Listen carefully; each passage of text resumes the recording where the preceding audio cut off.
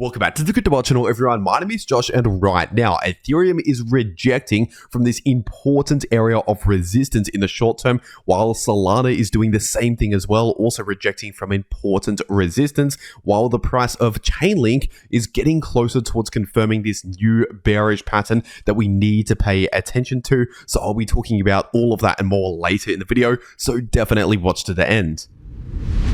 First of all, starting off on the weekly Ethereum chart, and over the last one day, not a lot has changed for Ethereum, so I'll keep this very quick. Right now on the weekly time frame, we're still possibly forming a massive inverse head and shoulders pattern, which can be a bullish pattern if it actually confirms with a breakout above these highs right here, which is acting as strong resistance at just above $4,000. And technically speaking, we can remain within the larger multi-year bull market, despite seeing short-term pullbacks along the way during the bull market, especially while we're still holding above this line right here, which is sitting at around 2.6k, and above these lows right here, sitting closer towards around 2.2k to 2.3k. So for now, technically speaking, on the larger time frames, we're still looking okay, but of course, in the short term, we are seeing that short-term cool-off or pullback here in the short term. And if we're taking a look at the 3-day time frame, once again, we have strong resistance at around 4.1k, as I've been warning about since before we hit that level. And we also have support right here based on this Fibonacci level on the 3-day Ethereum chart, sitting at around just above 3.2k, around 3240 to 3250, acting as support. And as for other levels of support, looking at the daily time frame, we have this area of support sitting in between around $3,000 to 3.1k, and more support in between 2.7k to 2.8k. And as for resistance, once again, we have this area sitting in between around 3.9k to 4.1k. So 4.1k is definitely the level to break in order to start flipping much more bullish again, expecting the continuation of this bull run right here. Once again, we need to break out above 4.1k. But before that area of resistance, we also have this area of resistance based on previous resistance and also previous support, now acting as new resistance, sitting in between around 3430 to 3560. And obviously, the moment we broke below that area roughly around a week ago, I've been warning about how this will likely become new resistance. So I've been saying when the price was down here, if we bounce back to the upside, expect the price to struggle in that area in between around 3430 to 3560. And that's exactly what we've just seen as expected. The moment the price entered into that price range, we started to see the price struggle a lot in that exact price range as expected. And as of recording this video, we're now experiencing a rejection in the short term from that resistance. So obviously right now, that is still acting as resistance, meaning a lot of sellers in that price range right there. But as we're seeing this rejection from this resistance, of course, we cannot ignore support like just above 3.2k, and also this area in between 3,000 to 3.1k as support levels where the price could possibly bounce at. But overall, in the shorter term as of right now, the short to mid-term, of course, this bearish divergence on the daily time frame is still technically playing out, as I've been talking about since weeks now on the channel, since all the way back up here. I've been warning about every single day since then that this bearish divergence is playing out and that we should be expecting most likely a pullback coming soon. And obviously, that's exactly what we saw as expected, because we usually end up seeing either a pullback or choppy sideways price action after a bearish divergence as the most common outcomes, because essentially a bearish divergence is telling us that we're losing a lot of bullish momentum and we could see a bit of a cool down or a setback during a larger bullish market. And so that is the situation for Ethereum right now. The bearish divergence is still playing out and we're currently rejecting from key resistance. So it'll only start to flip much more bullish again in the short term on the daily time frame, for example, if ideally we invalidate the bearish divergence with a strong breakout in the RSI into new higher highs, ideally in the RSI, in order to invalidate this bearish divergence. And at the same time as that, if we can break out back above around 3560 and flip that previous area of resistance right here into new support, that would be another bullish confirmation signal and short-term bullish reversal signal that I'll be watching out for if that actually confirms. But for now, obviously, those signals have not confirmed, which means overall in the short term, we're looking more bearish than bullish, at least in the short term once again. But when we're zooming out, looking at the bigger picture, this can potentially just be a short-term pullback within a multi-year bull market, as we've seen time and time again. And if we're taking a look at the price of Chainlink on the weekly time frame, it's a very similar story as of right now for the price of Chainlink as what I just said for Ethereum on the weekly time frame. So technically speaking, we can remain within this much larger bull market, forming higher lows and higher highs on the larger time frames. But of course, in the short term, we have been a bit bearish recently, playing out a short-term pullback and a major rejection from this Fibonacci level of resistance, sitting at very close to $31. So continue to expect a lot of resistance at around $31 to $34 based on that Fibonacci level and these previous highs. And as for support, we do have some support at this golden pocket right here, sitting in between around $21 to $23. But if we were to see a confirmed break below $21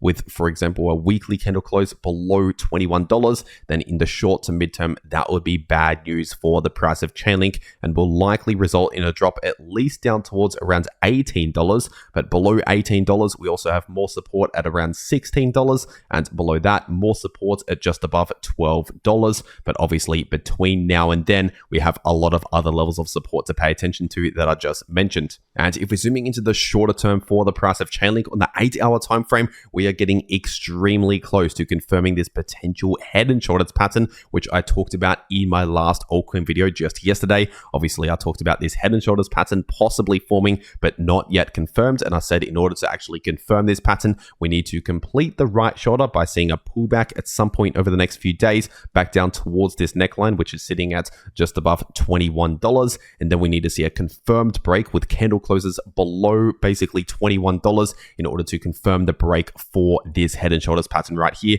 and confirm the technical price target for this pattern. And in case you're wondering, the technical price target for this possible head and shoulders pattern would be sitting at roughly around $15, just above $15. So from the neckline, from the point of the break to the downside to that price target, that's nearly a 30% dump in the price of Chainlink. That could be a likely scenario if we actually confirm the pattern. Once again, as of right now, at the time of recording this video, I want to make it clear that we have not yet actually confirmed this pattern, which means this price target is not yet currently confirmed. And so we still need to wait for confirmation here with candle closes below $21. But if we see that confirmation, then in that case, that would activate this head and shoulders pattern, signaling much more bearish price action in the shorter term, as in over the next few days, possibly in the next few weeks. That would be bearish for the price of Chainlink here based on this head and shoulders pattern. And also, if we break below $21, that would be breaking below this important golden pocket right here, which would also be another bearish signal. But as I just said, if we confirm this break to the downside, confirming this bearish price target,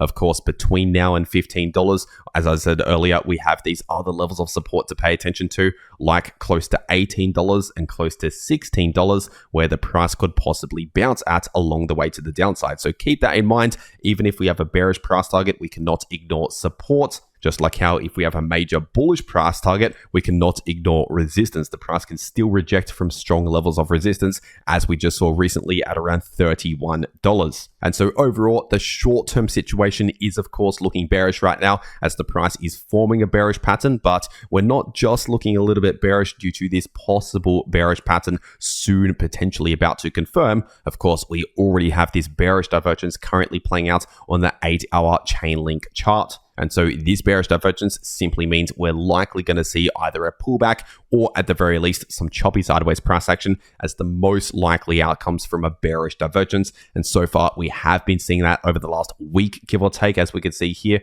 And in order to invalidate this bearish divergence on the 8-hour time frame, we need to see a confirmed breakout in the RSI, at least above this line right here, but ideally forming higher highs in the RSI. That'll be even better to help to invalidate this bearish divergence. But believe it or not, even if the price dumps to the downside and confirms this bearish price target around 30% lower, that can still be a potential trading opportunity where we can profit along the way to the downside. Because yes, in case you're new to all of this, you can make money even when the price dumps using things like shorts positions, for example. And when it comes to taking trades just like this, personally, I take a lot of trades over on my B2Next account. So I'll make sure to leave a link to B2Next below this video in the description and in the pinned comment. And if you use that link, link, it'll take you to this page right here, which is an exclusive deposit bonus that you can only claim using that link. So if you simply just click that link to make your account and then deposit 100 USDT and start trading, you get a $20 bonus. Or if you deposit just $500, you get a $100 bonus. Or if you deposit just 1,000 USDT and start trading, you get a $200 bonus straight into your new account. But once again, that is only available if you use the link below this video to make your Bitnex account and start trading on that account. So if you're going to be trading crypto anyway, you might as well check this out. Once again, first link below this video. And also, in case you're wondering, Bitnex is a no KYC exchange, which means you can access it from basically any country in the world without needing any KYC. But for whatever reason, if you don't want Bitnex, there is also Bybit as another exchange out there, another option that I also trade on. So I'll make sure to leave a link to Bybit as well down below this video. And if you use that link, you can claim a 500 USDT position airdrop, but that's only available if you use the link below this video to make your Bybit account and deposit on that account. But with that being said, taking a quick look at the price of XRP, and over the last few days, XRP has not really done all that much, as we could see here on the 4-hour time frame. And so right now, as of recording this video, the price of XRP is still trading in this descending parallel channel,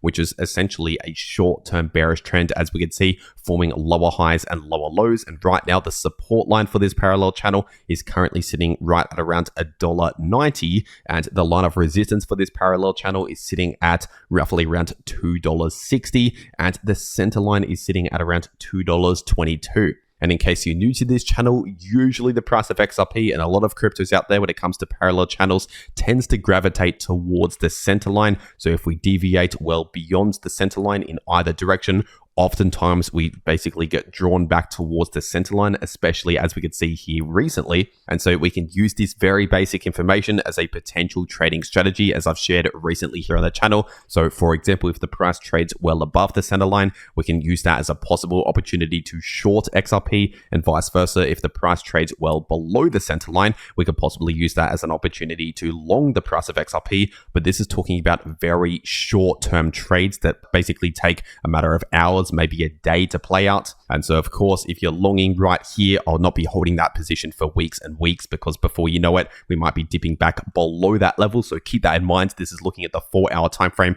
which is the very short term. But overall, other than that, not a lot has changed for the price of XRP. We're still trading in this parallel channel. So rather than wasting your time, I'll get straight into the price of Solana. And on the 8-hour time frame, the price of Solana, as I'm recording this video, is perfectly rejecting from this area of resistance as expected. And this area of resistance is sitting in between around $200 to $205. And obviously, I warned about that area even before we hit that area. I said expect a lot of resistance in between around $200 to $205. Expect the price to struggle there, because previously that was significant support, and the moment we broke below that area, that became new resistance, as we could see. And so right now, a lot of people are interested in selling Solana in that price range at close to $200, which is creating that resistance here in the short term. So like I've said recently here on the channel, I would only even start to flip a little bit more bullish again in terms of the short-term trend here if at the very least we see a confirmed breakout with candle closes back above $205, and ideally flipping that area into new support. If we could see something like that, then I'd finally start flipping more bullish again in terms of the short-term trend for the price of Solana. But as of right now, this could potentially just be another little bounce during this short-term bearish trend. As we can see, we've seen multiple bounces from these levels on the price chart during the bearish trend. And so if this rejection continues to continue the short-term bearish trend here, then in that case, the next level of support that I'll be watching is this level right here, where we have already bounced from a couple of times, proving it is support right now, sitting at around $180. But if we break below 180, then in that case, the next important area of support to the downside is sitting in between around 156 to 161. So we could likely see a $20 drop in the price of Solana if we confirm a break below 180. And so as I've been saying since all the way back up here, overall, I'm simply bearish on Solana, at least in the shorter term. We're clearly trending in the bearish direction here on the 8-hour time frame, forming lower highs, forming lower lows,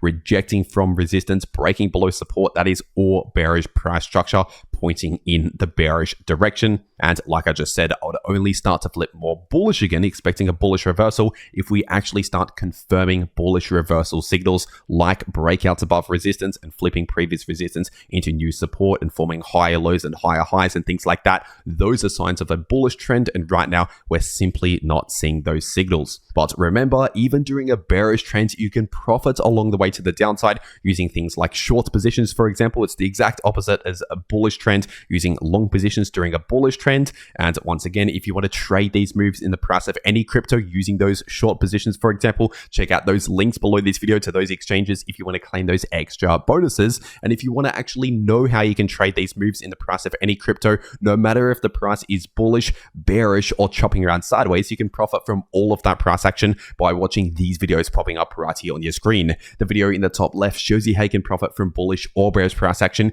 using long positions or short positions, and the video in the bottom left shows you how you can easily profit from choppy sideways price action. But anyway, that is everything that I have to say for today. I really hope you enjoyed, and I'll see you all in the next video.